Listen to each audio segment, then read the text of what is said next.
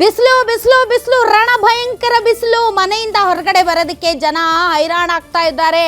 ಅಯ್ಯಯ್ಯಪ್ಪ ಬೇಡವೇ ಬೇಡ ಅಂತ ಮನೆಯಲ್ಲಿದ್ರು ಕೂಡ ಮನೆಯಲ್ಲೂ ಸೆಕೆಗೆ ತಡ್ಕೊಳಕ್ಕಾಗದೆ ಎಲ್ಲಾದ್ರೂ ಓಡೋಗೋಣ ಅಂತ ಭಾಳ ಜನ ನಮ್ಮ ದಾಂಡೇಲಿ ಕಡೆಗೆ ಹೋಗ್ತಾ ಇದ್ದಾರೆ. ಯಾಕೆ ಅಂದರೆ ಅಲ್ಲಿರುವಂಥ ಕಾಡುಗಳಲ್ಲಿ ತಣ್ಣನೆಯ ವಾತಾವರಣದಲ್ಲಿ ಜೀವನ ಮಾಡೋಣ ಅಂತ. ಅಷ್ಟರ ಮಟ್ಟಿಗೆ ರಣ ಬಿಸಿಲು ಎಲ್ಲರ ಜೀವನವನ್ನು ಬರ್ಬಾದ್ ಮಾಡಾಕಿದೆ. ಎಷ್ಟರ ಮಟ್ಟಿಗೆ ಬಿಸಿಲು ಅಂತಂದರೆ ಸೂರ್ಯ ನೆತ್ತಿ ಮೇಲಿದ್ರೂ ಅದೇ ಬಿಸಿಲು, ಸೂರ್ಯ ಮುಳುಗದ ಮೇಲೂ ಅದೇ ಬಿಸಿಲು, ರಾತ್ರಿ ಹೊತ್ತು ಚಂದ್ರ ಬಂದರೂ ಅದೇ ಬಿಸಿಲು, ಅದೇ ಸೆಕೆ. ಬಿಸಿಲಲ್ಲ ಸೆಕೆ. ಸೊ ಹೀಗಾಗಿ ಜನ ಭಾಳ ಪರಿತಪಿಸಿ ಹೋಗ್ತಾ ಇದ್ದಾರೆ. ಏನು ಮಾಡಬೇಕು, ಹೇಗಿರಬೇಕು ಅನ್ನೋದೇ ಗೊತ್ತಾಗ್ತಾ ಇಲ್ಲ. ಭಾಳ ಜನ ಹೊರಗಡೆ ಬರೋಕ್ಕೂ ಆಗದೆ, ಮನೆ ಒಳಗೆ ಇರೋಕ್ಕೂ ಆಗದೆ ವಿಚಿತ್ರವಾದಂಥ ವನವಾಸ ಅಂತ ಅನ್ನಿಸ್ತಾ ಇದೆ. ಈ ಮಧ್ಯೆ ರಣಬಿಸಿಲಿನಿಂದ ಸಾಕಷ್ಟು ಬಿಸಿಲಿಗೆ ಸಂಬಂಧಪಟ್ಟಂತಹ ಒಂದು ಬಿಸಿಲಿನ ಹೊಡೆತದಿಂದ ಉಂಟಾಗುವಂತಹ ರೋಗಗಳ ಬಗ್ಗೆ ಈಗಾಗಲೇ ಭಾಳಷ್ಟು ವೈದ್ಯರು ನೀರು ಕುಡೀರಿ, ಜ್ಯೂಸ್ ಕುಡೀರಿ, ಹಣ್ಣುಗಳನ್ನು ತಿನ್ನಿ ಅಂತ ಎಲ್ಲ ಜನರಿಗೆ ಅಡ್ವೈಸ್ಗಳನ್ನು ಕೊಡ್ತಾ ಇದ್ದಾರೆ. ಮತ್ತೊಂದು ಕಡೆ ಚರ್ಮ ರೋಗಗಳು ಜಾಸ್ತಿ ಆಗಿದೆ ಅನ್ನುವಂಥ ಕಂಪ್ಲೇಂಟ್ಸ್ ಬರ್ತಾ ಇದೆ. ಮೊನ್ನೆ ಒಬ್ಬ ಹುಡುಗ ಇದ್ದಕ್ಕಿದ್ದಂತೆ ಸುಸ್ತಾಗಿ ಬಿದ್ದು ಸತ್ತೇ ಹೋದ. ಅದಕ್ಕೆ ನಿಜಕ್ಕೂ ಬಿಸಿಲು ಕಾರಣನಾ ಅನ್ನೋದ್ರ ಬಗ್ಗೆ ಇನ್ನೂ ಅಧಿಕೃತವಾದಂಥ ಮಾಹಿತಿ ಬಂದಿಲ್ಲ. ಹೀಗಾಗಿ ಇವತ್ತಿನ ವಿಶೇಷ ಕಾರ್ಯಕ್ರಮದಲ್ಲಿ ನಾವು ಈ ಬಿಸಿಲಿನಿಂದ ಬಚಾವಾಗೋದು ಹೇಗೆ, ಯಾವ ರೀತಿಯಂಥ ಆಹಾರವನ್ನು ಸೇವಿಸಬೇಕು ಮತ್ತು ಯಾವ ರೀತಿ ನೀವು ಬಚಾವಾಗಬೇಕು, ಒಂದು ವೇಳೆ ಬಿಸಿಲಿನಿಂದ ಉಂಟಾಗುವಂತಹ ರೋಗಗಳಿದ್ರೆ ಆ ರೋಗಗಳನ್ನು ತಡೆಗಟ್ಟೋದಕ್ಕೆ ಮತ್ತು ಬಂದ ಮೇಲೆ ಅದಕ್ಕೆ ಯಾವ ರೀತಿಯಂಥ ಚಿಕಿತ್ಸೆ, ಎಲ್ಲ ವಿಚಾರಗಳ ಬಗ್ಗೆ ಮಾತಾಡೋದಕ್ಕೆ ಎಕ್ಸ್ಪರ್ಟ್ಸ್ ಇದ್ದಾರೆ. ಅವ್ರ ಜೊತೆ ಮಾತಾಡ್ತೀನಿ. ಇದೇ ಕ್ಷಣದ ಸ್ಪೆಷಲ್ ಸಾವಿನ ಬಿಸಿಲು ಹೆಂಗೆ ಓಡಾಡಲಿ.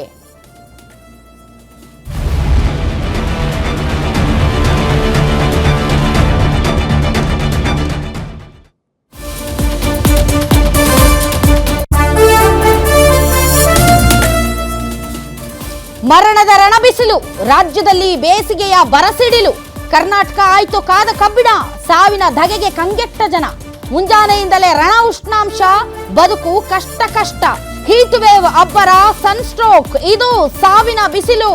ಬಿಸಿಲಿನ ಬೇಗೆಗೆ ಕಂಗೆಟ್ಟ ಜನ, ಹಲವೆಡೆ ನೀರಿಗೂ ಹಾಹಾಕಾರ. ದಿನದಿಂದ ದಿನಕ್ಕೆ ಹೆಚ್ಚಾಗುತ್ತಲೇ ಇದೆ ರಣಬಿಸಿಲಿನ ಅಬ್ಬರ. ಶಾಖಾಘಾತದಿಂದ ಪ್ರಾಣಕ್ಕೆ ಕುತ್ತು ಬರೋ ಎಚ್ಚರಿಕೆ. ಶಾಖಾಘಾತದಿಂದ ಬಚಾವಾಗೋದು ಹೇಗೆ, ಮುನ್ನೆಚ್ಚರಿಕೆ ಏನು, ಯಾವ್ಯಾವ ಆಹಾರ ಸೇವಿಸಬೇಕು, ಆರೋಗ್ಯ ಕಾಳಜಿ ಹೇಗೆ?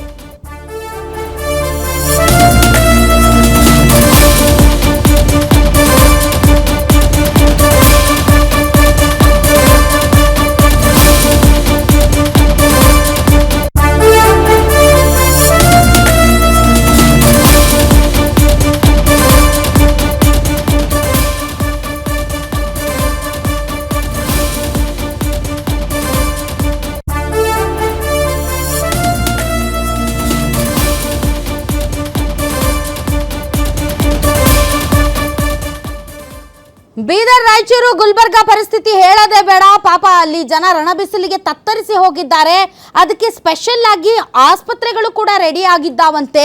ಯಾವ ರೀತಿ ಇದೆ ಅಲ್ಲಿನ ಸಿಚುವೇಶನ್ ಅನ್ನೋದಕ್ಕೆ ಸಂಬಂಧಪಟ್ಟಂತೆ ನನ್ನ ಕಲಿಗೊಂದು ವಾಕ್ ಥ್ರೂ ಮಾಡಿದ್ದಾರೆ. ಬನ್ನಿ ನೋಡೋಣ. ಬಿಸಿಲ್ನಾಡಂದೇ ರಾಯಚೂರಿನ ಹೆಸರುವಾಸಿಯಾಗಿರುವಂತಹ ಜಿಲ್ಲೆಯಲ್ಲಿ ಸಾಕಷ್ಟು ಬಿಸಿಲಾಗಿರುವಂತ ಹಿನ್ನೆಲೆಯಲ್ಲಿ 44% ತಾಪಮಾನ ಇರುವಂತ ಹಿನ್ನೆಲೆಯಲ್ಲಿ ಸಾಕಷ್ಟು ಮಕ್ಕಳಿಗೂ ಕೂಡ ಆರೋಗ್ಯದಲ್ಲಿ ಸಮಸ್ಯೆ ಆಗಿರುವಂತದ್ದು. ಇವತ್ತು ನಾವು ರಾಯಚೂರಿನ ರಿಮ್ಸ್ ಆಸ್ಪತ್ರೆಯಲ್ಲಿ ಇದ್ದೀವಿ. ಮಕ್ಕಳ ನಿಗಾ ಘಟಕದಲ್ಲಿ ಕೂಡ ಇರುವಂತದ್ದು. ಆದ್ರೆ ಮಕ್ಕಳ ನಿಗಾ ಘಟಕದಲ್ಲಿ ಸಾಕಷ್ಟು ಏನು ಇಲ್ಲಿರುವಂತ ಮಕ್ಕಳಿಗೆ ಕೂಡ ಹುಟ್ಟಿದ ನವಜಾತ ಶಿಶುಗಳಿಗೆ ಏನ್ ಸಾಕಷ್ಟು ಬಿಸಿಲಿನಿಂದಾಗಿ ಸಾಕಷ್ಟು ರೋಗಗಳಿಗೂ ಕೂಡ ತುತ್ತಾಗಿ ಇವತ್ತು ಇಲ್ಲಿ ಐಸಿಯುನಲ್ಲಿಯೂ ಕೂಡ ಮಕ್ಕಳು ಚಿಕಿತ್ಸೆಯನ್ನು ಕೂಡ ಪಡಿತಾ ಇರುವಂತದ್ದು. ಯಾಕಂತಂದ್ರೆ ಮಕ್ಕಳಿಗೆ ಸರಿಯಾದ ರೀತಿಯಾದಂತ ಇಲ್ಲಿ ಆರೋಗ್ಯದಲ್ಲಿ ಇರದೇ ಕಾರಣದಿಂದಾಗಿ ಸಾಕಷ್ಟು ಸಮಸ್ಯೆಗಳು ಕೂಡ ಕಂಡಿರುವ ಇದರ ಜೊತೆಗೆ ಇಲ್ಲಿರುವಂತ ಸೂಕ್ಷ್ಮ ನಿಗಾ ಘಟಕದಲ್ಲಿಯೂ ಕೂಡ ಎಲ್ಲ ರೀತಿಯಾದಂತ ಚಿಕಿತ್ಸೆಗಳಿಗೂ ಕೂಡ ಇಲ್ಲಿರುವಂತ ವೈದ್ಯರಾಗ್ಲಿ ಇಲ್ಲಿರುವಂತ ಸಿಬ್ಬಂದಿಗಳು ಕೂಡ ಎಲ್ಲ ರೀತಿಯಾದಂತ ನೋಡ್ಕೊಳ್ತಾ ಇದ್ದಾರೆ. ಇದರ ಜೊತೆಗೆ ಏನು ಸರಿಯಾದ ರೀತಿಯಾದಂತ ಬೇಸಿಗೆ ಸಮಯದಲ್ಲಿ ಮಕ್ಕಳನ್ನ ಯಾವ ರೀತಿಯಾಗಿ ಮೇಂಟೆನೆನ್ಸ್ ಮಾಡಬೇಕು ಅನ್ನುವಂತ ನಿಟ್ಟಿನಲ್ಲಿ ವೈದ್ಯರು ಹೇಳುವಂತ ಸಂದರ್ಭದಲ್ಲಿ ಆದ್ರೆ ಕೆಲವು ತಾಯಂದಿರು ನಿರ್ಲಕ್ಷ್ಯ ಮಾಡದಂತ ಹಿನ್ನೆಲೆಯಲ್ಲಿ ಕೂಡ ಇವತ್ತು ಮಕ್ಕಳು ನೇರವಾಗಿ ಆಸ್ಪತ್ರೆಗೆ ದಾಖಲಾಗುವಂತ ದುರ್ಸ್ಥಿತಿ ಕೂಡ ಎದುರಾಗಿರುವಂತದ್ದು. ಇದರ ಜೊತೆಗೆ ನಮ್ಮ ಜೊತೆಗೆ ಕೂಡ ಮಕ್ಕಳ ತಜ್ಞರು ಕೂಡ ನಮ್ಮ ಜೊತೆಗೆ ಇದ್ದಾರೆ. ಅವ್ರನ್ನೇ ಮಾತಾಡಿಸುವಂತ ಪ್ರಯತ್ನ ಮಾಡ್ತೀನಿ. ಸರ್, ಇವಾಗ ಈ ರೋಗ ಯಾಕೆ ಬರುತ್ತೆ ಸರ್ ಬೇಸಿಗೆ ಕಾಲದಲ್ಲಿ ಅಂತ? ಇದು ತಾಪಮಾನ ಹೆಚ್ಚಿಗಾದ್ರೆ ಎಸ್ಪೆಷಲಿ ನಮ್ಮ ನಾರ್ತ್ ಕರ್ನಾಟಕ ಅಲ್ಲಿ ರಾಯಚೂರು ಗುಲ್ಬರ್ಗಾ ಜಿಲ್ಲೆಯಲ್ಲಿ ಬೀದರ್ ಆಗ್ಲಿ ತಾಪಮಾನ ಹೆಚ್ಚಿಗಾದ್ರೆ ನಮ್ಮ ಬಾಡಿ ಟೆಂಪರೇಚರ್ ನಾರ್ಮಲ್ 37.6 ಅಂತೀವಿ. ಅದಕ್ಕೂ ಹೆಚ್ಚಿ ಹೊರಗಿನ ಟೆಂಪರೇಚರ್ 44-45 ಅಂತಂದ್ರೆ ನಾವು ತಡ್ಕೋಬಹುದು, ಮಕ್ಳು ತಡ್ಕೊಳಕ್ ಆಗೋದಿಲ್ಲ.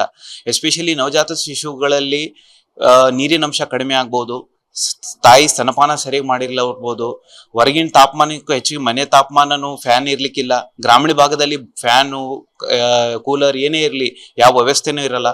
ಅಂತ ಸಂದರ್ಭದಲ್ಲಿ ಇಂಥ ನವಜಾತ ಶಿಶುಗಳು ಡಿಹೈಡ್ರೇಷನ್ ಫೀವರ್ ಇಂದ ಬೆಳೆಸ್ತಾರೆ. ಆ ಡಿಹೈಡ್ರೇಷನ್ ಫೀವರ್ನ 48 hours ಅಲ್ಲಿ ಇಮಿಡಿಯೇಟ್ ಆಗಿ ಮೆಡಿಕಲ್ ಅಟೆನ್ಷನ್ಗೆ ಬಂದ್ರೆ ಇಮಿಡಿಯೇಟ್ ಟ್ರೀಟ್ಮೆಂಟ್ ಮಾಡ್ತೀವಿ, ಆರಾಮಾಗಿ ಹೋಗುತ್ತೆ. ಅದೇ ಹಂಗೆ ಕಂಟಿನ್ಯೂ ಮಾಡಿತ್ತಂದ್ರೆ ಅದನ್ನ ಜೀವಕ್ಕೆ ಅಪಾಯ ಆಗ್ಬೋದು, ಕಿಡ್ನಿಗೂ ತೊಂದರೆ ಆಗ್ಬೋದು, ಮೆದುಳಿಗೆ ತೊಂದರೆ ಆಗ್ಬೋದು, ಉಪ್ಪಿನಂಶ ಜಾಸ್ತಿ ಆಗಿ ಸುಮಾರು ತೊಂದರೆಗಳು ಆಗ್ತವೆ. ಸರ್, ಇವಾಗ ಈ ಡಿಹೈಡ್ರೇಷನ್ ಅಂತಂದ್ರೆ ಎಷ್ಟು ವರ್ಷದ ಮಕ್ಕಳವರೆಗೂ ಕೂಡ ಇಂಥದ ಕಾಯಿಲೆ ಬರೋದು ಅಂತ? ಇದು ಡಿಹೈಡ್ರೇಷನ್ ಫೀವರ್ ನೋಡೋದು ಇಂಪಾರ್ಟೆಂಟ್, ಜಾಸ್ತಿ ಪರ್ಸೆಂಟೇಜ್ ನೋಡೋದು ನವಜಾತ ಶಿಶು ವಿಭಾಗದಲ್ಲೇ. ಅಂದ್ರೆ ಹುಟ್ಟಿ ಮಕ್ಕಳು 28 ದಿವಸ ಒಳಗೆ ಇಂಥ ಡಿಹೈಡ್ರೇಷನ್ ಫೀವರ್ ನ ಕಂಡು ಬರುತ್ತೆ. ಈಗ ಸದ್ಯ ನಮ್ಮ ಹತ್ರ 5-10 ಮಕ್ಕಳು ದಿನ ಡಿಹೈಡ್ರೇಷನ್ ಫೀವರ್ ಅಂತಾನೆ ಅಡ್ಮಿಟ್ ಆಗ್ತಾರೆ. ಆ ಡಿಹೈಡ್ರೇಷನ್ ಫೀವರ್ ನಿಟ್ಟಿನಲ್ಲಿ ಅವರಿಗೆ ಜಾಂಡೀಸನ್ನು ಕಂಡು ಬರುತ್ತೆ. ಇದು ಕಾಮನ್ ಆಗಿ ನೋಡ್ತೀವಿ. ಬಟ್ ಇನ್ನುವರೆಗೂ ಯಾವುದೋ ಅಪಘಾತ ಏನಾಗಿಲ್ಲ.